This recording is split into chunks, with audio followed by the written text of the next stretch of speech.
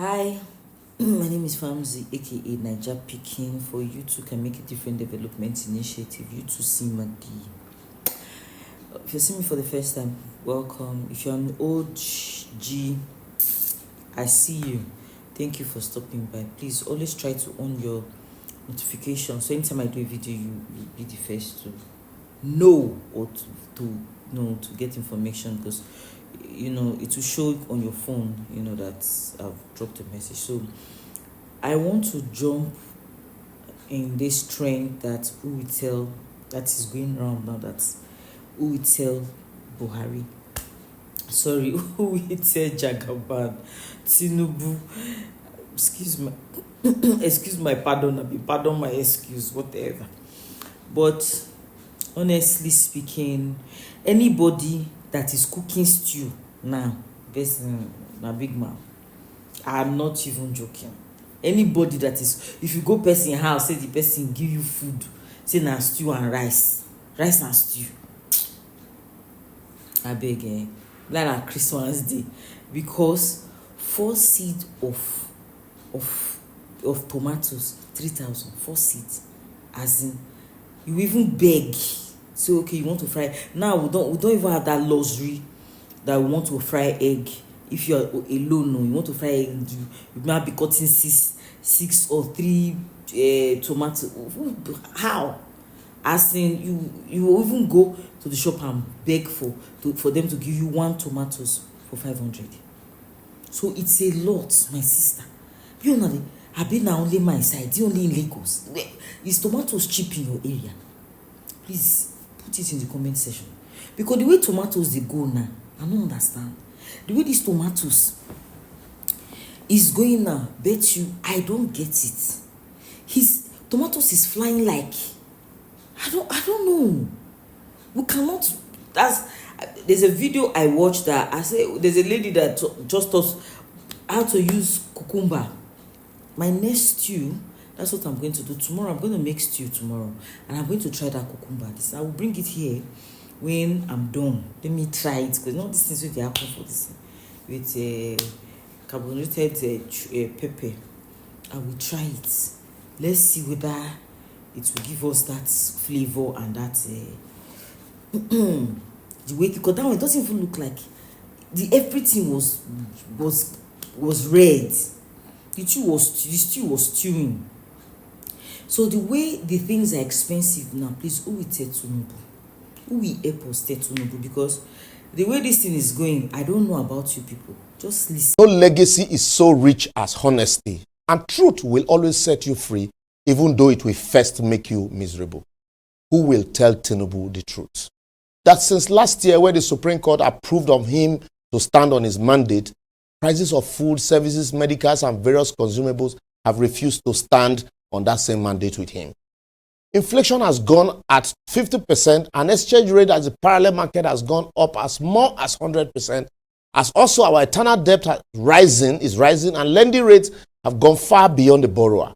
Prices of fuel and diesel have doubled, as electricity prices have gone far more than 500%. Tomatoes has moved from 250 naira to 2,500 naira, as garri climbed an all-time high from 800 naira to 2,000 to 2,200 naira, while frozen fish moved from 700 naira to 3,000 naira and still moving, as rice, milk, beans, sardine, and other minor foods now are strictly food for the rich. So telling Tinubu that the naira has also refused to stand with him in one place against the dollar is like shouting APC. Who will tell Tinubu that he requires much more than a milokon? It is my turn to govern a country like Nigeria. Who will also tell him that we can no longer tell if we're actually fighting corruption, or is it that corruption is fighting us and has held us hostage? How about insecurity? That's why no one they talk about it, because it has now been turned to a ping pong.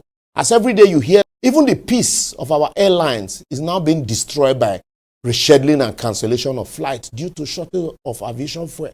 As the airline that used to boom because of their timely departure is also now bringing doom to businessmen whose flights are delayed or cancelled and business opportunities missed these days, despite the fact that there are no roads to anywhere in the country.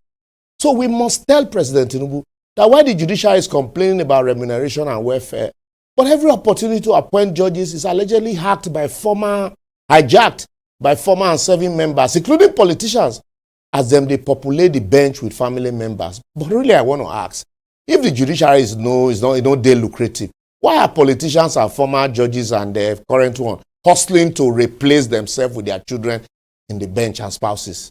Well, I'll leave you to answer that. Please don't forget to help me tell Tinubu, President Tinubu, that as his ministers are giving scorecard, I dare say a lot of them are missing on the radar. And they have nothing to show. He know them. I don't even want to mention name.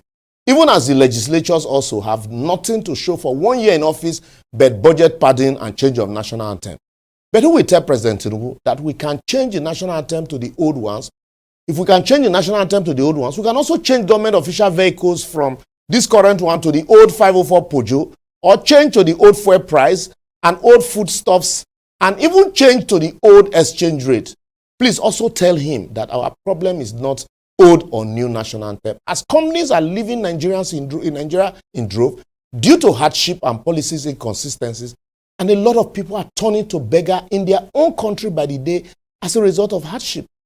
If I mention subsidy is gone, someone will say was never sustainable. But it was sustainable to put more money in the hands of our our governors. It is also sustainable to subsidize the exorbitant lifestyle of members of National Assembly, our presidents, our glutonic politicians, and their families and cronies. It is also sustainable to still inflate cultural prices and share palliative that never get to those that is actually meant for. Abeg, you also tell me it is sustainable to tell previous government to allow the poor breed, while the same poor is being suffocated by poverty and slaughtered by insecurity under President Tinubu's government. Anyway, everything in Nigeria is sustainable, provided it is not for the benefit of the poor. So I will therefore advocate, the earlier the president handlers begin to tell him the truth, the better for him, his team, and the country.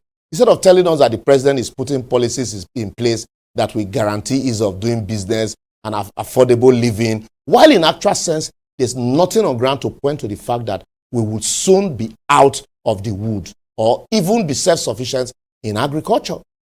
Since nobody is telling you, President Tinubu, I want to tell you today that the hardship is worse than you can think of or imagine. And remember, you once told us that for Nigeria to be great again, we must vote out PDP. But today, the so-called low-cost years of PDP is now looking like golden years to Nigerians. And some of them are even saying, bring back PDP. If something drastic is not done, a little spark in our polity, because they're already on strike again now, a little spark might just inflame the entire country worse than the EdSARS. Please, cut down on the list of ministers, employ technology to protect our pipeline, change those at the helm of affairs in NNPC, cut down cost of governance, and plow the funds into critical sectors like food and infrastructure. Just do something now and fast. Otherwise, no say I don't tell you. Well, make I stop here.